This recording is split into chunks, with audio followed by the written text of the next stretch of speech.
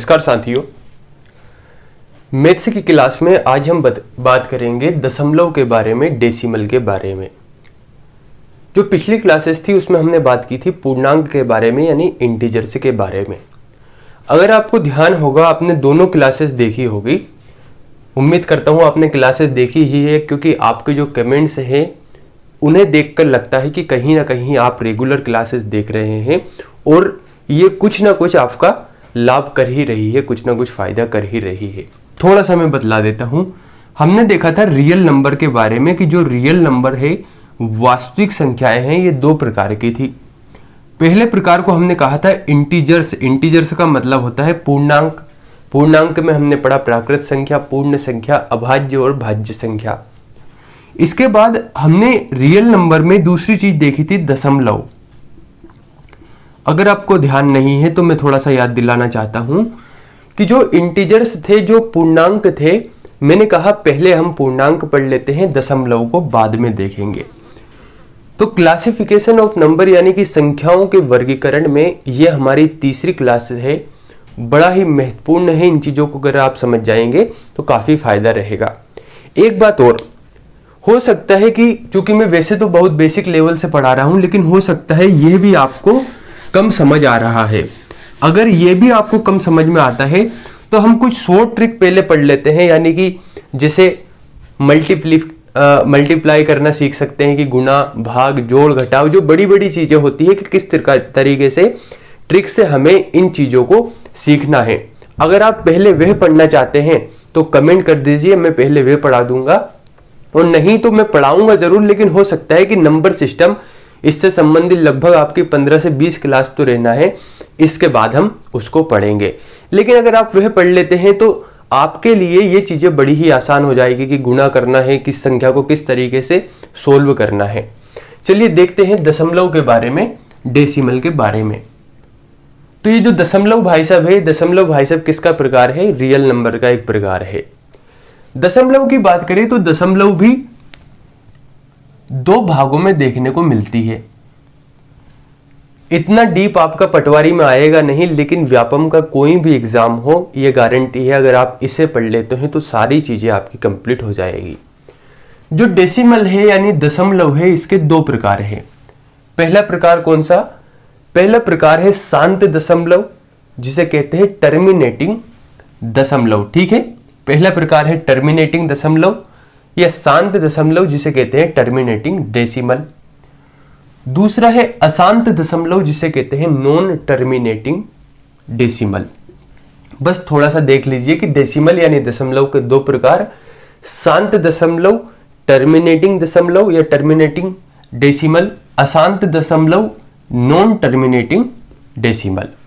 अब शांत और अशांत दोनों में क्या अंतर है? देखिए, शांत का मतलब होता है जो शांत है एक समय के बाद जिसका अंत हो जाता है।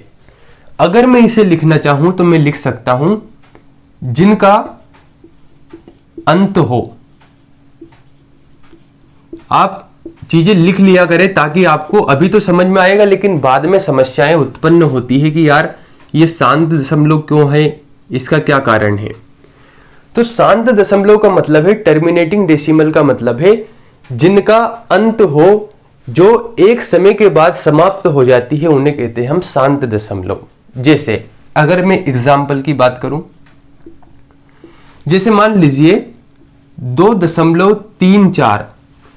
अगर हम देखें तो ये जो दशमलव लगा हुआ है, दशमलव के बाद 3 4, इसके बाद कोई भी संख्या नहीं है, यानी आगे की ओर हमें कोई भी संख्या देखने को नहीं मिल रही। इसका मतलब यह सिर्फ इतनी ही संख्या है, 2.34। और उदाहरण ले 1.142, यानी ये संख्या कितनी है? केवल 1.142 तक ही है। अभी अगर आपको समझ में नहीं आ रहा तो आप अशांत दशमलव जब पढ़ लेंगे अभी तो ये चीजें क्लियर हो जाएगी। यानी जिन संख्याओं का अंत हो उसे हम कहते हैं 2.34। इसका एग्जाम्पल हो गया 1.142। कुछ भी एग्जाम्पल ले लेते हैं, 3.52। कहने का मतलब ये संख्याएं इतनी ही है, इसके आगे कोई दूसरी संख्या नहीं है। यानी यहां पर अंतिम संख्या क्या है? 4 है, इसके आगे कोई संख्या नहीं है।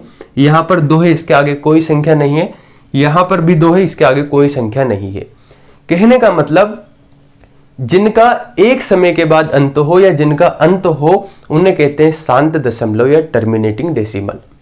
अब मैं ये भी जानता हूं कि अभी आपके जो ये एग्जाम्पल है ये क्लियर नहीं हुए हैं पूर्ण रूप से, तो थोड़ा समझिए अशांत दशमलव को, तब आपके डाउट सारे क्लियर हो जाएंगे। अशांत दशमलव का मतलब है नॉन टर्मिनेटिंग डेसिमल, यानी कि जिनका अंत नहीं हो उन्हें कहते हैं अशांत दशमलव।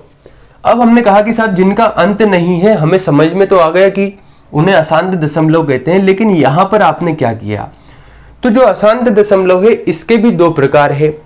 एक होता है रिपीटिंग एनटीडी, एनटीडी का मतलब है नॉन टर्मिनेटिंग डेसिमल, दूसरा होता है नॉन रिपीटिंग एनटीडी। समझ रहे हो आप? कहने का मतलब जो अशांत दशमलव जिनका एक समय के बाद अंत निश्चित नहीं है, जिनका अंत नहीं होता है, उन्हें कहते हैं अशांत दशमलव। इसके दो प्रकार, repeating NTD, non repeating NTD. Repeating का मतलब यह है कि यह आपको एक निश्चित पैटर्न में देखने को मिलेगी। जैसे मैं अभी आपको एग्जाम्पल जैसे ही लिखूंगा आपको चीजें समझ में आने लगेगी। एग्जाम्पल, आपने जब मैथ पढ़ा होगा कभी ना कभी, तो कुछ इस तरीके से चीजें देखी होगी, 0.333333, इस तरीके से ये संख्या बढ़ती चली जाती है, इसका अंत नहीं होता, यानी ये संख्या अनंत तक देखने को मिलती है। और कुछ उदाहरण हो सकता है जैसे 0.14141414, ये अनंत तक।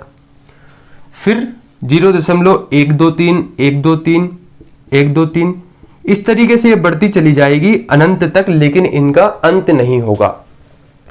थोड़ा सा अगर आप इसे गौर से देखेंगे तो आप एक बात समझ पाएंगे, यहां पर संख्याएं 2.34 के बाद कोई अगली संख्या नहीं है, यहां पर ये समाप्त हो गई।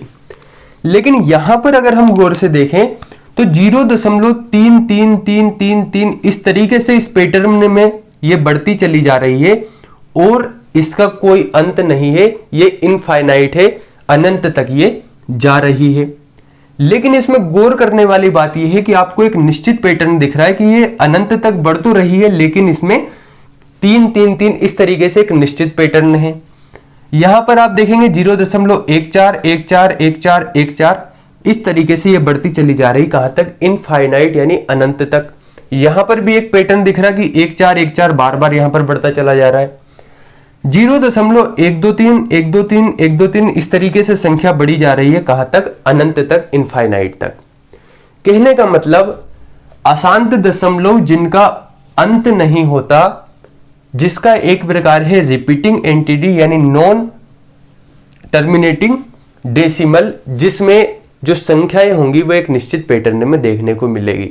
आपको संख्या एक निश्चित पैटर्न में देखने को मिल रही है, इसमें 3 बार बार यहां पर रिपीट हो रहा है, यानी कि रिपीटिंग एंटिटी है। 1414 बार बार रिपीट हो रहा है तो रिपीटिंग एंटिटी है। 123 बार बार रिपीट हो रहा है और अनंत तक जा रही है, इनका अंत भी नहीं हो रहा है, इसका मतलब रिपीटिंग एंटिटी है। तो बात ये आती है कि सर फिर नॉन रिपीटिंग क्या है? तो नॉन रिपीटिंग का अगर मैं एग्जाम्पल लिखूं, देखिए यहां पर संख्या का अंत नहीं हो रहा था, यहां पर संख्या का अंत हो रहा था, यहां पर अंत नहीं हो रहा, लेकिन यहां पर एक निश्चित पैटर्न दिख रहा है। अगर मैं बात करूं नॉन रिपीटिंग एंटिटी की, तो यहां पर अंत भी नहीं हो रहा है और निश्चित पैटर्न भी नहीं है। जैसे कि आपने कोई संख्या देखी होगी 0.2468975 इस तरीके से ये बढ़ती चली जाती है इनफाइनाइट तक, अनंत तक। कहने का मतलब नॉन रिपीटिंग एंटिटी में कोई निश्चित पैटर्न नहीं है, कोई सा भी पैटर्न आ सकता है, अनंत तक संख्याएं बढ़ती चली जाएगी। और समझिए, जैसे मान लीजिए 4 6 5 8 7 9 1 1 इस तरीके से ये अनंत तक बढ़ती चली जा रही है। और समझिए, जैसे कि मान लीजिए 4 8 7 6 3 2 1 5 इस तरीके से अनंत तक ये बढ़ती चली जा रही है। तो अब आपको थोड़ा सा जब आप तुलनात्मक रूप से पढ़ेंगे चीजें स्पष्ट हो रही होगी। टर्मिनेटिंग डेसिमल यानी शांत दशमलव में आप इस संख्या के बाद अगली संख्या देख नहीं पा रहे होंगे, इसका अंत है 3 4 के बाद कोई संख्या नहीं। यहां पर अनंत तक संख्याएं जा रही है, यानी इसका अंत नहीं है, लेकिन एक निश्चित फॉर्मेट है 0.3333 इस तरीके से।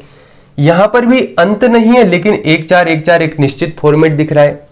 यहां पर भी अंत नहीं है, लेकिन 1 2 3 1 2 3 एक निश्चित पैटर्न दिख रहा है। तो इसलिए हमने इसे कह दिया कि रिपीट तो है, लेकिन कैसे फॉर्म में, रिपीटिंग एंटिटी से हमने कह दिया, और इसे कह दिया नॉन रिपीटिंग एंटिटी, यानी कि यहां पर कोई निश्चित पैटर्न नहीं है, लेकिन संख्याएं अनंत तक दशमलव में बढ़ती चली जा रही है। तो डेसिमल या दशमलव यहां से क्वेश्चन नहीं पूछे जाएंगे, लेकिन आपके नॉलेज के लिए जानना बड़ा जरूरी है। इसके बाद दो और चीजें हम देखते हैं ताकि आपको चीजें थोड़ा सा स्पष्ट हो। तो उम्मीद करता हूं आपको डेसिमल यानी दशमलव समझ में आया होगा। अगर समझ में आता है तो कमेंट करके जरूर बताएं, हो सके तो वीडियो को लाइक जरूर कर दें, और लाइक करने में कोई समस्या आ रही है तो मत करिए, कोई समस्या नहीं है, ठीक है। इसके बाद दो चीजें और हमें देखना है, इसके बाद एक हम नया टॉपिक शुरू करेंगे। तो क्या है वह नई चीज? आपने दो चीजें सुनी होंगी, परिमेय संख्या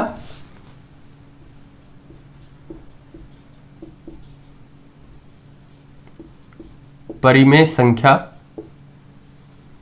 और एक होती है अपरिमेय संख्या। घबराना नहीं है। परिमेय संख्या को कहते हैं रेशनल नंबर, अपरिमेय को कहते हैं इरेशनल नंबर। क्या होती है परिमेय संख्या?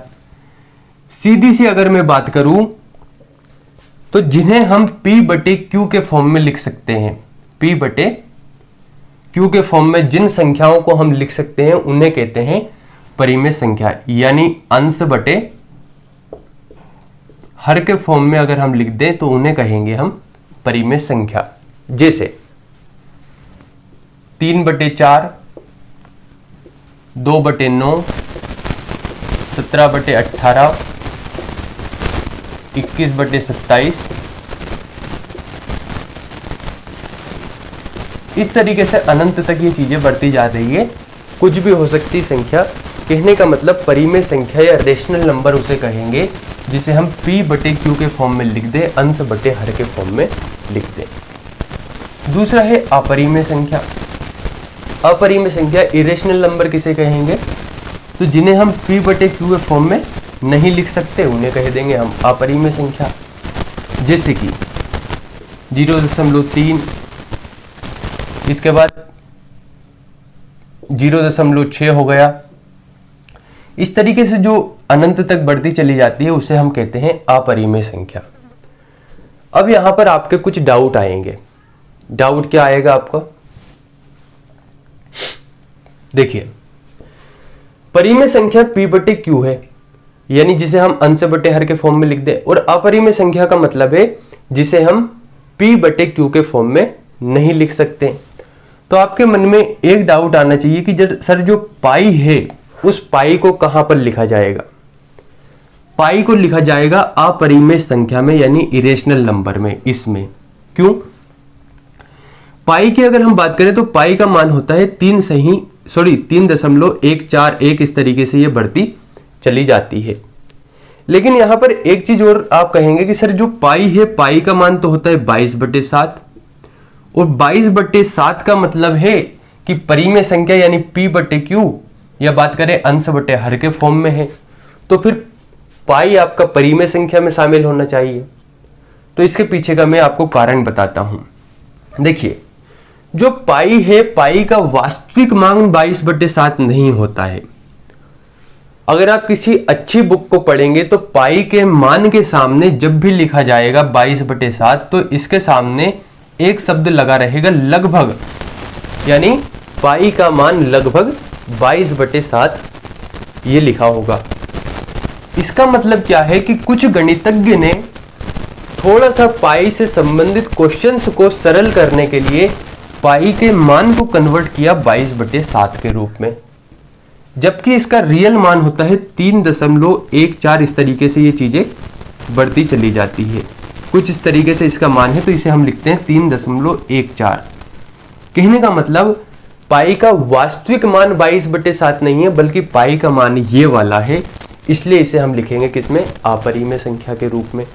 तो कहने का मतलब 3.14 या पाई को लिखते हैं अपरिमेय संख्या में। अब बात ये आती है कि सर अगर पाई नहीं पूछा और पूछ लिया 22/7 तो इसे कहाँ लिखेंगे। अगर 22/7 के साथ पाई का जिक्र नहीं होता है तो फिर ये परिमेय संख्या के अंदर आएगी, रेशनल नंबर के अंदर चीजें समाहित होगी।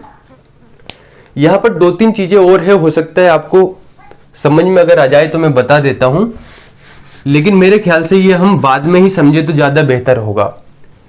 जैसे मैं कहूं कि अभी आपको कि परिमेय संख्या जो है, परिमेय संख्या आपकी शांत दशमलव के अंतर्गत जितनी भी संख्याएं हैं वो परिमेय संख्या के अंतर्गत आएगी। मैं अगर कह दूं कि अशांत दशमलव में जो रिपीटिंग एंटिटी है उसके अंतर्गत जितनी भी संख्या है वो परिमेय संख्या के अंदर आएगी, तो आप थोड़ा सा घबरा जाएंगे सर कैसे। तो हम इसे बाद में समझेंगे, थोड़ा डिटेल में समझेंगे, लेकिन आज के लिए इतना ही काफ़ी है। क्लासिफिकेशन ऑफ नंबर यानी संख्याओं का वर्गीकरण, ये जो टॉपिक है ये कंप्लीट हुआ। इसके बाद हम शुरू करेंगे यूनिट डिजिट को अगले चैप्टर में या अगले टॉपिक में। तो साथियों, अगर आपको वीडियो पसंद आता है तो चैनल को लाइक सब्सक्राइब करना ना भूलें। कमेंट करके बताएं कि आपको चीज़ें पसंद आ रही है या नहीं। धन्यवाद।